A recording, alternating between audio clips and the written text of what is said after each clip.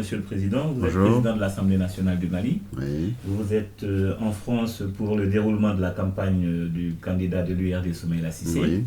Et à ce titre, nous aimerions bien savoir quel est le message de votre président à l'encontre de la population malienne établie ici en France. Oui, Soumaïla Cissé est le candidat de l'Union pour la République et la démocratie. Vous savez qu'il est engagé sur tous les terrains aujourd'hui au Mali. Il est en train de faire l'ensemble des régions et on sait un peu partager les rôles. Donc moi je suis là à la tête d'une délégation de l'URD pour venir appuyer, n'est-ce pas, nos militants et nos sympathisants qui sont en France. Et ils sont nombreux. Ils sont nombreux. Nous sommes à une semaine de la fin de la campagne et il est bon qu'on vienne prendre attache avec notre base pour leur dire l'évolution de la campagne, les positions qui sont acquises, ce qu'il faut conquérir. Et sur ce terrain-là, je pense que vraiment, nous avons trouvé que nos camarades sont très très engagés sur le terrain. Ça fait 2 ou 3 jours que je suis là, on ne dort pas du tout, on est partout où il y a des Maliens pour leur dire qu'est-ce que notre candidat et qu'est-ce qu'on peut attendre de lui si Dieu lui donne la chance d'être élu. Dans la presse au Sénégal et au Mali, on a souvent l'impression de dire que qui gagne les élections en France, surtout dans la diaspora, gagne les élections dans son pays. Au Sénégal, cela s'est démontré, et au Mali, est-ce que cela va-t-il se démontrer? Quel est le message de votre président dans ce cadre-là, et qu'est-ce que vous pensez dans cette position?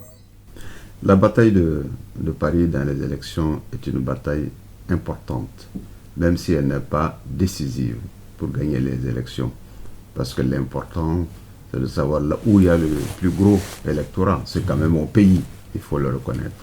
Et c'est au pays que nous avons engagé le gros de nos troupes. Donc Paris, effectivement, constitue pour nous un grand symbole. Parce que Paris est la plus forte section à l'extérieur, n'est-ce pas, en Europe plutôt que nous avons. Nous avons d'autres sections en Afrique, notamment en Côte d'Ivoire, des sections URD très importantes. Mais Paris est la plus importante section URD à l'extérieur. Et à Paris, comme vous l'avez dit, il y a une communauté malienne qui est très forte, qui est implantée partout. Et nous avons donc installé le parti également dans toutes les régions de la France. Nous avons une forte communauté d'émigrés ici. Nous avons une forte communauté également de la diaspora malienne deuxième génération, c'est-à-dire les Maliens qui sont nés ici, qui ont grandi ici, qui ont fait leurs études, qui ont eu des formations ici. Nous nous adressons à toute cette communauté-là. Donc je suis venu leur parler. Je suis venu leur parler du candidat, je suis venu leur parler du programme du candidat et je suis venu leur parler du Mali pour que, pour les quelques jours qui nous restent, ils s'engagent totalement à nos côtés. Et je crois que nous sommes sur la bonne voie. Une question simple, Monsieur le Président. Selon vous, qu'est-ce qui pousserait les Maliens à voter pour votre candidat? Son expérience, son parcours ou son programme? Les raisons qui poussent les Maliens à voter pour Soumaïla Cissé sont nombreuses. D'abord, il y a la personne même de Soumaïla Cissé. Moi qui le connais si bien et depuis longtemps, je dirais que Soumaïla Cissé, c'est une synthèse du Malien. C'est une synthèse du Malien en ce sens que, voilà, un homme qui est né au nord du Mali et qui a grandi au sud. Il a fait ses études au sud. Il a travaillé au sud, dans toutes les régions. C'est un homme qui s'est marié au sud et qui connaît 3 langues, sinon 4. Il parle le Sonré, il parle le Bambara, il parle le Peul. Il s'adresse donc à la quasi-totalité, n'est-ce pas, du Mali. C'est un homme, par le parcours professionnel, a rempli quelque chose d'extraordinaire. D'abord, il est parti de la base jusqu'au sommet, au Mali. Il a eu à travailler dans des secteurs extrêmement importants, tels que le secteur coton au Mali, qui connaît le poids du coton, n'est-ce pas, de la culture du coton au Mali, connaît son importance, parce que le coton fait vivre environ 3 millions de Maliens, c'est-à-dire le quart de la population. Il a été le directeur général de la CMDT, donc il a eu à travailler avec les ouvriers, il a eu à travailler avec les transporteurs, il a eu à travailler avec les opérateurs économiques. Et ensuite, c'est quelqu'un qui a eu des charges gouvernementales importantes. C'est quelqu'un qui a été nommé secrétaire général de la présidence sous Alpha Oumar Konaré. Et à ce titre, j'ai eu d'ailleurs collaboré avec lui à cette époque, parce que moi-même j'étais Premier ministre au départ. Ensuite, il a été nommé ministre des Finances. Et je peux considérer aujourd'hui qu'il a été le meilleur ministre des Finances du Mali. Il a fait 7 ans ministre des Finances et de l'économie, et il a fait 2 ans ministre de l'équipement. Tous les grands chantiers qui ont été réalisés avant la CAN, c'est lui qui les a réalisés. Et ce qui est encore connu davantage, c'est son parcours international. Soumaïla Cissé a eu à diriger la zone d'intégration la plus vivante en Afrique, celle de l'UEMOA, que vous connaissez aussi bien que moi.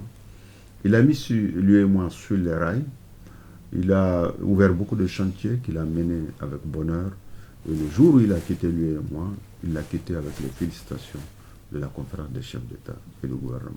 Je crois que c'est très important. Ça lui a permis d'ouvrir, n'est-ce pas, ses compétences dans les zones, dans le secteur, n'est-ce pas, de l'international. Il a connu beaucoup de chefs d'État de l'Afrique et du monde, et il est capable de discuter n'importe quel dossier avec n'importe quel responsable du monde actuel. Je pense que c'est quelqu'un qui est mûr pour assumer les postes de responsabilité de président de la République. Vous nous dites que Soumaïla Cissé connaît bien les dossiers africains. Et quel est le thème majeur de sa campagne aujourd'hui en ce qui concerne la sous-région africaine? Nous savons qu'il y a beaucoup de problèmes quand même un tout petit peu. Quel est le thème majeur dans sa campagne en ce qui concerne? Pour avoir dirigé une institution comme l'Union économique et monétaire ouest-africaine, Soumaïla Cissé a su identifier les principaux problèmes auxquels la sous-région est confrontée. La sous-région est confrontée au problème de la sécurité. Il faut absolument que la sous-région soit sécurisée. Et sur ce sujet, évidemment, la situation du Mali est parlante. Celle du Niger est parlante. Avant de quitter, il a mis en place un panel de haut niveau, comprenait des anciens premiers ministres, des chercheurs de renom et également des opérateurs économiques pour réfléchir sur l'avenir de l'Afrique d'ici l'an 2000. Et ce panel a fait un travail colossal qui a été produit devant les chefs d'État et de gouvernement qui l'ont approuvé. J'ai eu l'honneur de participer à ce panel-là. Le panel était dirigé par, est toujours dirigé par Loum, l'ancien premier ministre du Sénégal. Parmi les enjeux que Soumaïla Cissé a soulevés dans ce panel, je disais la sécurité. Je disais également la formation et l'éducation à la base. Le problème de l'énergie, le problème de l'intégration du système de transport et le problème de la gouvernance.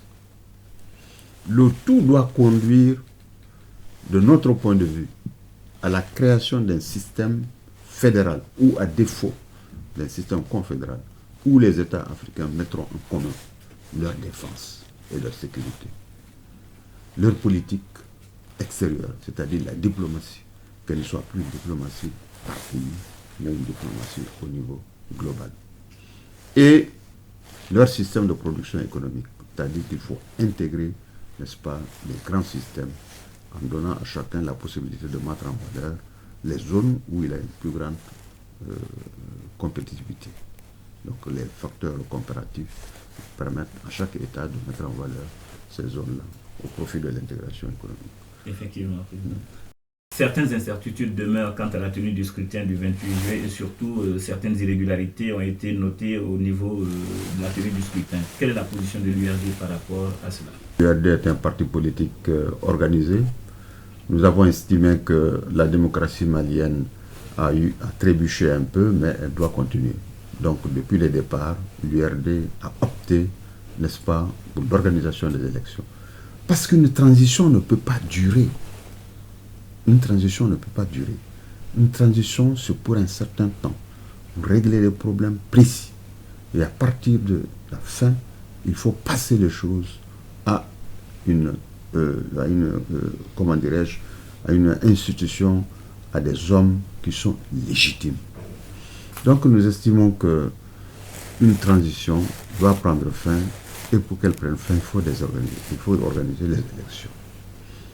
Même en période normale, les élections peuvent toujours traverser un certain nombre de difficultés, qu'on peut surmonter au fur et à mesure. À plus forte raison, dans la crise majeure que le Mali a traversée. Donc les difficultés qu'on rencontre aujourd'hui étaient presque prévues. Nous travaillons à les surmonter au fur et à mesure. Chaque fois que nous les observons, nous essayons nous-mêmes de porter une solution. Si on n'a pas la solution, on porte l'affaire devant les plus hautes autorités du pays.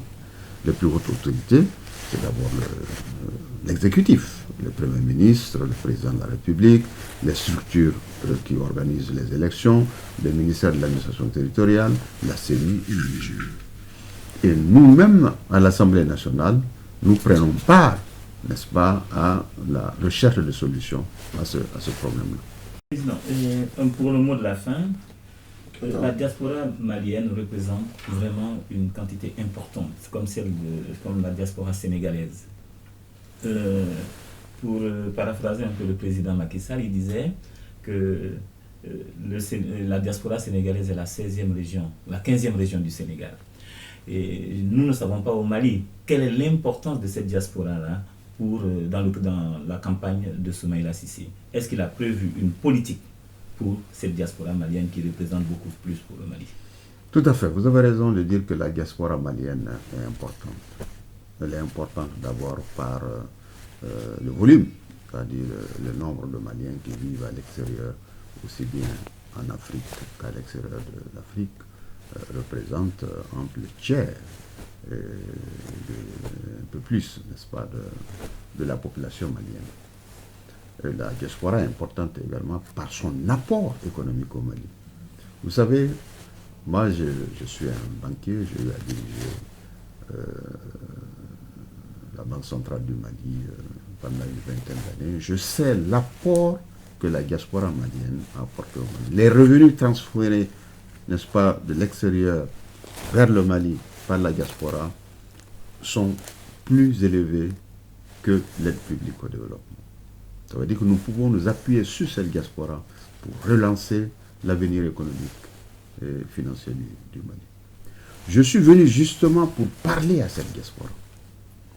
Cette diaspora qui comprend beaucoup de catégories, mais j'ai découvert qu'elle a des ressources humaines très importantes et des ressources humaines formées, directement mobilisables pour être affectées au Mali dans des secteurs vitaux tels que l'agro-industrie, tels que les nouvelles technologies de l'information, tels que les transports, tels que le tourisme, et tels que l'éducation nationale. Donc cette diaspora, nous ne la voyons pas en tant que des gens qui peuvent élire un candidat. Nous voyons cette diaspora comme partie prenante au développement économique et social du Mali. Et c'est ça que je suis venu leur dire, ce langage que je suis venu leur dire. Et l'homme qui peut les utiliser pour ça, c'est Soumaïla Cissé. Par sa compétence, par son parcours et par la volonté qu'il a d'utiliser toutes les ressources humaines maliennes pour développer notre pays. Donc vous avez raison de dire que la diaspora est importante pour nous. Je vous remercie, Monsieur le Président. Merci beaucoup.